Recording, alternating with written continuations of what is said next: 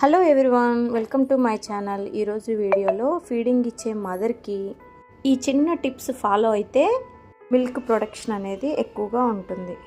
ప్రతిరోజు ఉదయాన్నే 3 to 4 litre water కంపల్సరీగా తాగేలా మనం ట్రై చేయాలి.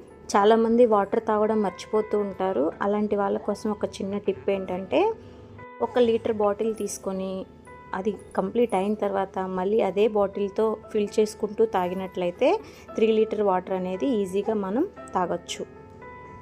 అలా కానీ మనం రెగ్యులర్గా తాగినట్లయితే మిల్క్ ప్రొడక్షన్ అనేది ఇంప్రూవ్ అవుతుంది.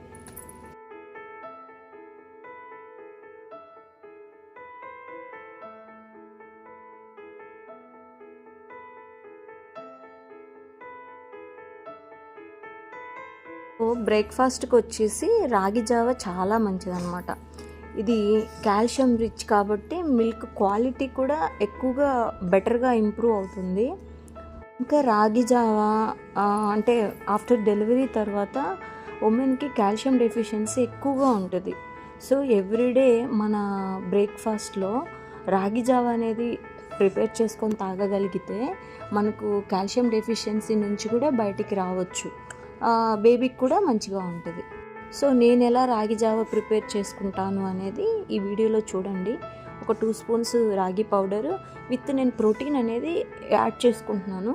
అది మీ చాయిస్, ఇష్టమైతే ప్రోటీన్ యాడ్ చేసుకోండి, లేకపోతే ఇలా ప్లెయిన్గానైనా మీరు చేసుకొని రాగి జావ చేసుకోవచ్చు. కొంచెం నేను బెల్లం అనేది యూజ్ చేశాను.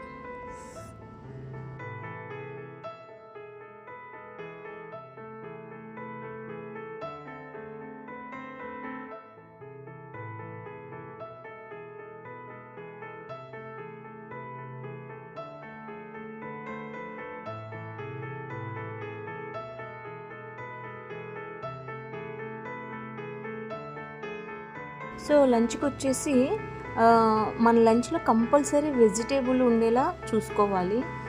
లంచ్లో వచ్చి ప్రతిరోజు కంపల్సరీగా వెజిటేబుల్ యాడ్ చేసుకోండి. ఎందుకంటే బాడీకి న్యూట్రిషన్ దొరికితే మాత్రం లంచ్లో మిల్క్ కూడా బాగానే వస్తుంది.